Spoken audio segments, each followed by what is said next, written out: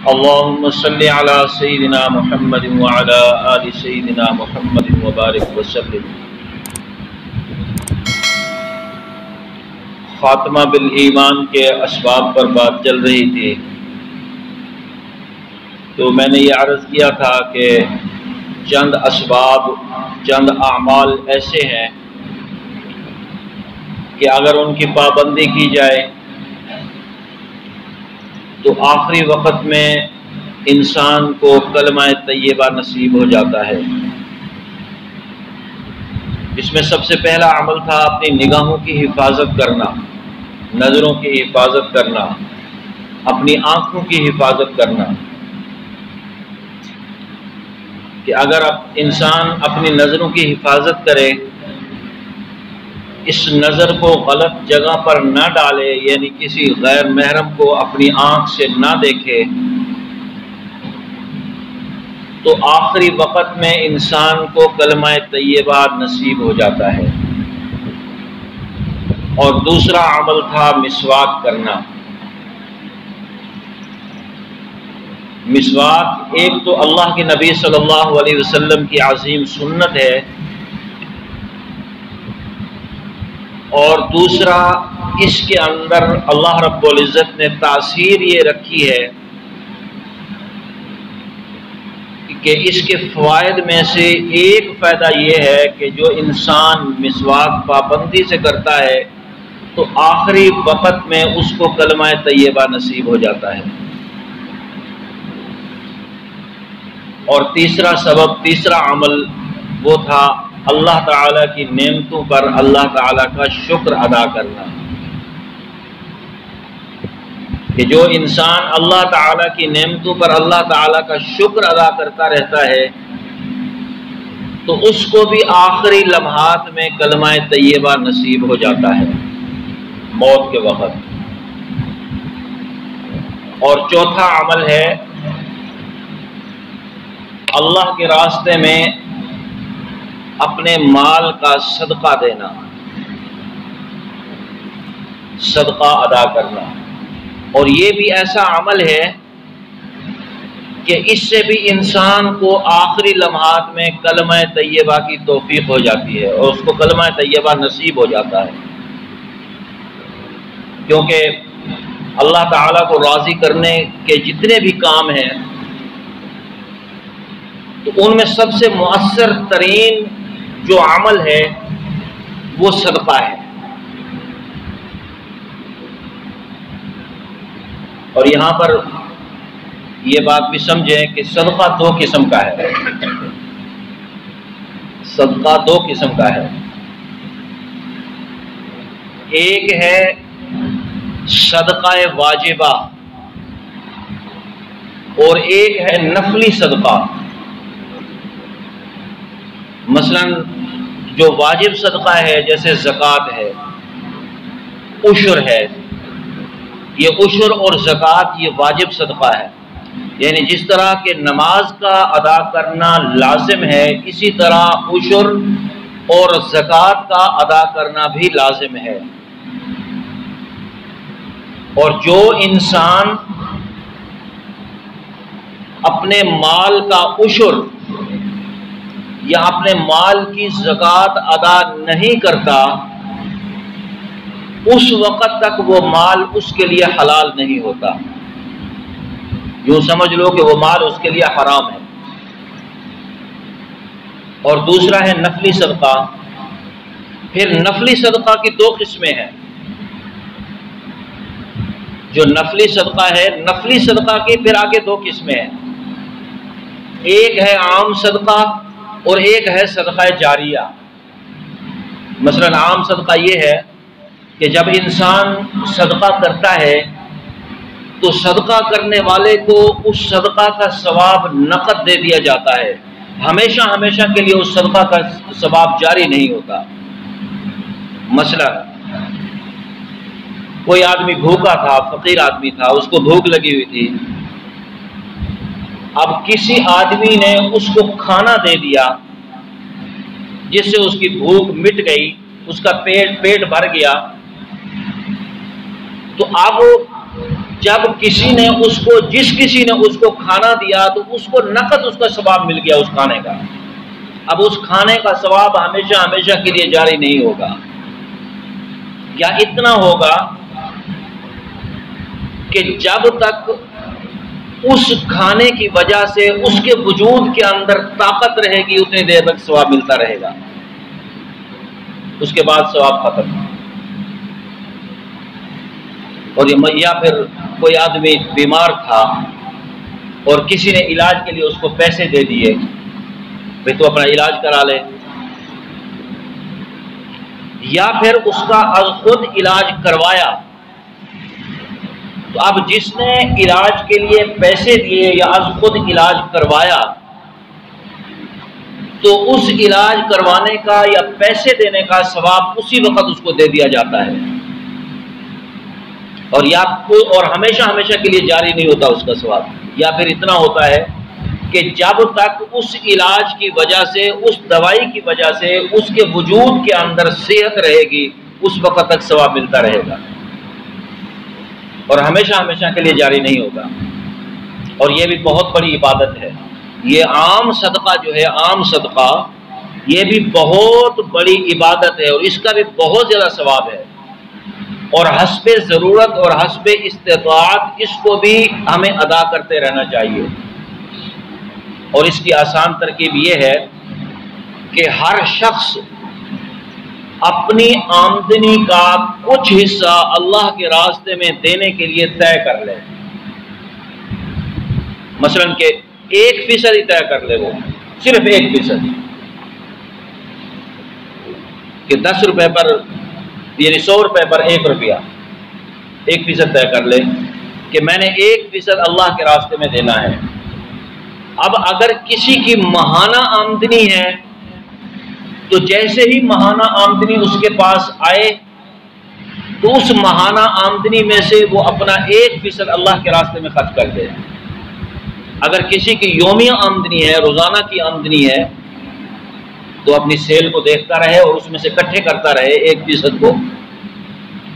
اور جیسے ہی سہولت ہو، مثلا ہفتہ وار یا ماہانہ وار یا روزانہ کی بنیاد پر جس طرح بھی سہولت ہو تو اس کو وہ پیسے فوراً ادا کر دینے چاہیے. اب 1% کوئی زیادہ نہیں ہے، 1% کوئی زیادہ نہیں ہے، تو اس کو ضرور انجام دینا چاہیے، کیونکہ آپ صلی اللہ علیہ وسلم نے فرمایا ہے کہ جو انسان اللہ کے راستے میں صدقہ دیتا ہے، صدقہ، تو اس کے گھر کے اندر بلائیں داخل نہیں ہو سکتی، مصیبتیں داخل نہیں ہو سکتی، بیماریاں داخل نہیں ہو سکتی. ہاں آزمائش ہو تو ایک الگ بات ہے، امتحان ہو تو الگ بات ہے، اس کی درجات کی بلندی کے لیے، کیونکہ بعض اوقات ایسا بھی ہوتا ہے کہ اللہ تعالیٰ کسی گھر میں آزمائش بطور آزمائش بیماری بھیج دیتے ہیں. تو میرا اس بات سے کوئی نتیجہ یہ نہ نکالے کہ فلاں کے گھر میں بیماری ہے تو یہ صدقہ نہیں دیتا. نہیں، ایسا بھی ہوتا ہے، وہ صدقہ بھی دے رہا ہوتا ہے، اس کے اعمال بھی پورے ہوتے ہیں، لیکن بطور امتحان، بطور آزمائش اللہ تعالیٰ اس کے گھر کے اندر کوئی بیماری بھیج دیتے ہیں، جس سے مقصد یہ ہوتا ہے کہ اس انسان کے درجات مزید بلند ہو جائیں، اس کو مزید اللہ تعالیٰ کا قرب حاصل ہو جائے. تو ایک تو ہے ہفتہ وار صدقہ دینا، ایک ہے ماہانہ صدقہ دینا. اگر روزانہ کی بنیاد پر صدقہ دیا جائے تو یہ انسان کے لیے سب سے زیادہ بہتر ہے، کیونکہ حدیث پاک میں آتا ہے، اللہ کے نبی صلی اللہ علیہ وسلم نے ارشاد فرمایا کہ ما من یوم یصبح العباد فیہ الا ملکان ینزلان، کہ جب صبح ہوتی ہے، سورج طلوع ہوتا ہے، تو سورج طلوع ہوتے ہی آسمان سے 2 فرشتے نازل ہوتے ہیں. فیقول احدہما، تو ان فرشتوں میں سے ایک فرشتہ کہتا ہے کہ اللہم آت منفقا خلفا، کہ اللہ جو انسان تیرے دیے ہوئے مال میں سے تیرے راستے میں خرچ کرے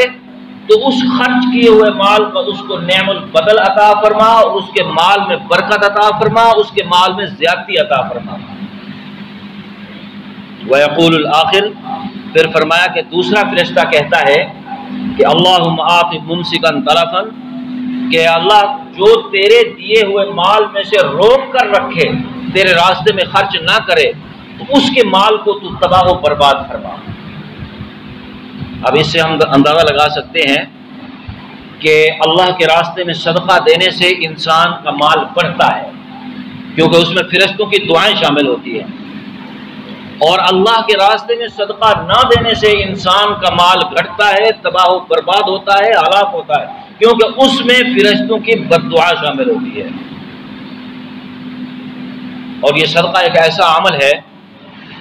کہ اس کا دنیا میں بھی فائدہ ہے اور آخرت میں بھی فائدہ ہے۔ دنیا میں تو یہ فائدہ ہے، جیسے میں نے عرض کیا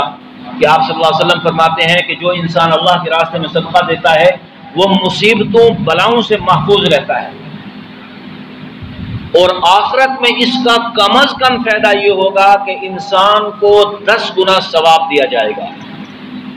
10 گنا اس کا اجر دیا جائے گا۔ اور ایک حدیث پاک میں آپ صلی اللہ علیہ وسلم فرماتے ہیں کہ جو انسان اللہ کے راستے میں کھجور کے برابر صدقہ کرتا ہے، کھجور کے برابر، اب کھجور کتنی ہوتی ہے؟ فرمایا کہ جو انسان اللہ کے راستے میں کھجور کے برابر صدقہ کرتا ہے، تو پھر فرمایا کہ اللہ تعالیٰ اس کے دیے ہوئے صدقے کو، کھجور کے برابر دیے ہوئے صدقے کو اپنے دائیں ہاتھ سے قبول فرماتے ہیں، دائیں ہاتھ سے پکڑتے ہیں۔ اور پھر فرمایا آپ صلی اللہ علیہ وسلم نے کہ پھر اللہ تعالیٰ اس کے جو کھجور کے برابر صدقہ ہوتا ہے، اس صدقے کو، اس کے ثواب کو ایسے پالتے ہیں جیسے کوئی انسان بچڑے کو پالتا ہے۔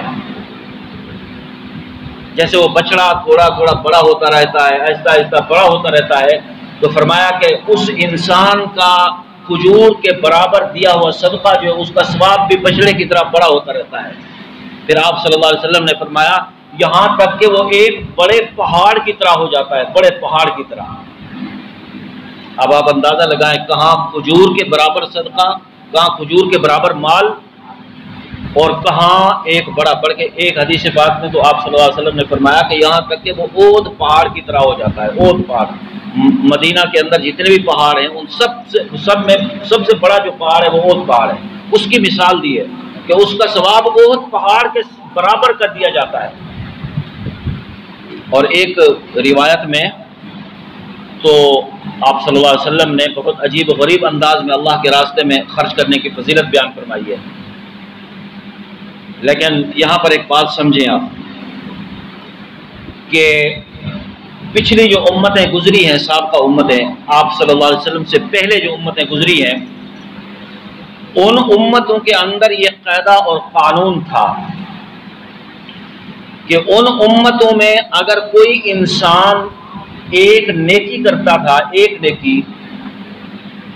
تو ایک نیکی کا ثواب بھی اس کو ایک ہی ملتا تھا، ایک ثواب دیا جاتا تھا، یعنی ایک اجر اس کو دیا جاتا تھا۔ اور اگر کوئی گناہ کرتا تو اس کے نامہ اعمال میں گناہ بھی ایک ہی لکھا جاتا تھا۔ لیکن اس امت کے اوپر،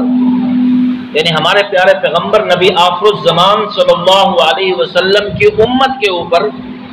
اللہ تعالیٰ نے آپ صلی اللہ علیہ وسلم کے صدقے، واسطے اور وسیلے سے یہ احسان اور کرم فرمایا ہے کہ آپ صلی اللہ علیہ وسلم کی امت کا کوئی امتی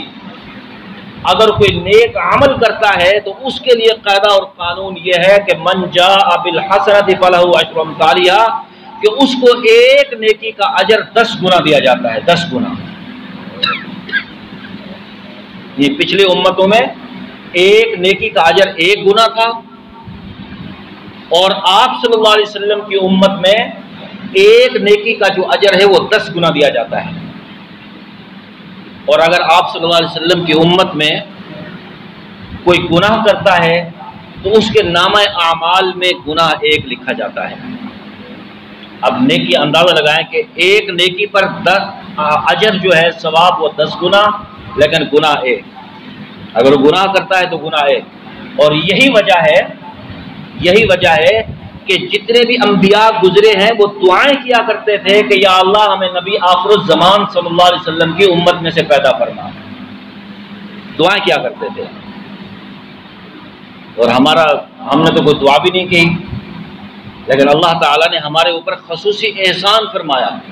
کرم فرمایا کہ ہمیں نبی آخر الزمان صلی اللہ علیہ وسلم کی امت میں سے پیدا فرمایا۔ اور یہ جو ایک نیکی کے اوپر 10 گنا اجر، اس میں اللہ تعالیٰ کی بہت بڑی رحمت پوشیدہ ہے، یہ بہت بڑی حکمت ہے اور رحمت پوشیدہ ہے۔ اس پر انشاءاللہ کسی وقت میں بات کروں گا۔ تو جب یہ آیت کریمہ نازل ہوئی، من جاء بالحسنۃ فلہ عشر امثالھا، کہ جو شخص ایک نیکی بجا لائے گا، ایک نیکی کرے گا تو اس کو 10 گنا اجر دیا جائے گا۔ تو یہ اللہ تعالیٰ کی طرف سے بہت بڑا انعام تھا اور خصوصی انعام تھا، اس سے پہلے کسی امت پر یہ انعام نازل نہیں ہوا، اللہ تعالیٰ نے نہیں فرمایا تھا۔ تو اللہ کے نبی صلی اللہ علیہ وسلم نے اس وقت یہ محسوس فرمایا کہ اللہ تعالیٰ کی جو رحمت ہے وہ اس وقت پورے جوش کے اندر ہے، تو لہذا اللہ تعالیٰ سے مزید ثواب مانگنا چاہیے، مزید اجر مانگنا چاہیے۔ تو پھر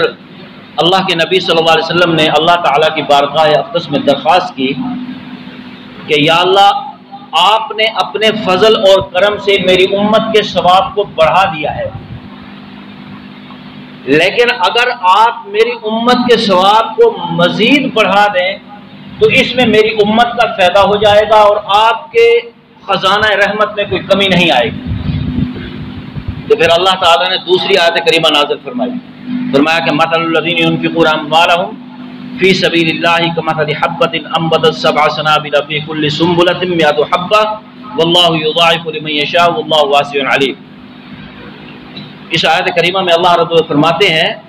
کہ جو لوگ اللہ تعالیٰ کے راستے میں اپنے مال کو خرچ کرتے ہیں، اپنے مال میں سے صدقہ دیتے ہیں اللہ کے راستے میں، فرمایا کہ ان کے دیے ہوئے مال کی مثال ایسی ہے جیسے ایک آدمی، کوئی کسان آدمی زمین کے اندر ایک دانہ ڈالتا ہے اور پھر اس دانے کی 7 بالیاں ہوتی ہیں اور ہر بالی کے اندر 100 دانے ہوتے ہیں، تو اس طرح ایک دانے کے بدلے میں اس کو 700 دانے دیے جاتے ہیں واپس۔ تو فرمایا کہ جو انسان اللہ کے راستے میں صدقہ دیتا ہے تو اس کی مثال بھی ایسی ہی ہے کہ اس کو ایک صدقے کے برابر 700 گنا اجر دیا جاتا ہے، 700 گنا ثواب دیا جاتا ہے۔ اور کہاں ایک درجہ، کہاں ایک اجر، اور کہاں پھر 10 اجر، 10 گنا ثواب، اور کہاں پھر 700 گنا ثواب۔ اور جب اللہ رب العزت نے یہ خصوصی احسان فرمایا، کرم فرمایا کہ 10 گنا سے اجر کو بڑھا کر اللہ تعالیٰ نے اس کو 700 گنا کر دیا، تو اللہ کے نبی صلی اللہ علیہ وسلم نے مزید درخواست فرمائی کہ یا اللہ، اگر آپ میری امت کے ثواب کو مزید بڑھا دیں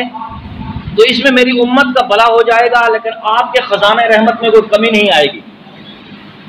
تو پھر اللہ تعالیٰ نے تیسری آیت کریمہ نازل فرمائی کہ من ذا الذی یقرض اللہ قرضا حسنا فیضاعفہ لہ اضعافا کثیرا، فرمایا کہ جو لوگ میرے راستے کے اندر اپنے مال میں سے خرچ کریں گے، جو لوگ میرے راستے کے اندر اپنے مال میں سے خرچ کریں گے تو میں ان کے اجر کو، ثواب کو بڑھا چڑھا کر ان کو واپس دوں گا۔ تو اب اس میں 700 گنا کی قید بھی اللہ تعالیٰ نے ختم فرما دی، اور بہت زیادہ بڑھانے کے بعد پھر بھی اس کے اندر حساب و کتاب والی بات باقی تھی ابھی۔ تو اللہ کے نبی صلی اللہ علیہ وسلم نے پھر درخواست کی کہ یا اللہ، اگر آپ میری امت کے ثواب کو مزید بڑھانا چاہیں تو آپ اس پر قادر ہیں، آپ بڑھا سکتے ہیں، اور اس میں میری امت کا بھلا ہو جائے گا اور آپ کے خزانہ رحمت میں کوئی کمی واقع نہیں ہوگی۔ تو پھر اللہ تعالیٰ نے چوتھی آیت کریمہ نازل فرمائی، جس میں فرمایا کہ اجرہم بغیر حساب، کہ جو انسان بھی کوئی نیکی کرے گا تو میں اس کو بغیر حساب کتاب کے اجر و ثواب عطا کروں گا۔ اب یہاں پر ایک سوال پیدا ہوتا ہے کہ کہیں تو ہے 10 گنا اجر اور کہیں ہے 700 گنا اجر اور کہیں ہے بڑھا چڑھا کر دیا جا رہا ہے، اور کہیں پر بغیر حساب کتاب کے دیا جا رہا ہے۔ اب یہ چاروں جو ہے قرآن پاک کی آیات ہیں،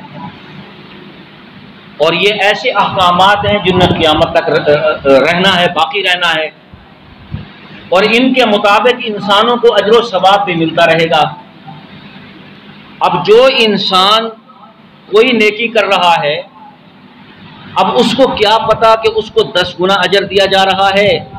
یا اس کو 700 گنا اجر دیا جا رہا ہے، یا اس کو بڑھا چڑھا کر دیا جا رہا ہے، یا اس کو بغیر حساب کتاب کے اجر و ثواب دیا جا رہا ہے، اس کو کیسے پتا چلے گا؟ تو یاد رکھیں کہ اس کا تعلق جو ہے وہ اخلاص سے ہے، اس کا تعلق اخلاص سے ہے، کہ جتنا انسان کے عمل کے اندر اخلاص ہوگا اتنے فیصد اس کو ثواب دیا جائے گا۔ کہ اگر انسان کے کسی عمل کے اندر اخلاص نہیں ہے تو اس کو بالکل اجر و ثواب نہیں دیا جائے گا۔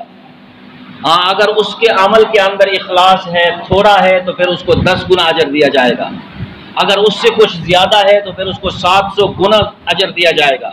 اگر اخلاص اس سے کچھ زیادہ ہے تو پھر بڑھا چڑھا کر اس کو اجر و ثواب دیا جائے گا۔ اگر اخلاص پورا ہے تو پھر بغیر حساب کتاب کے اس کو اجر و ثواب دیا جائے گا۔ کہ آپ یوں سمجھ لیں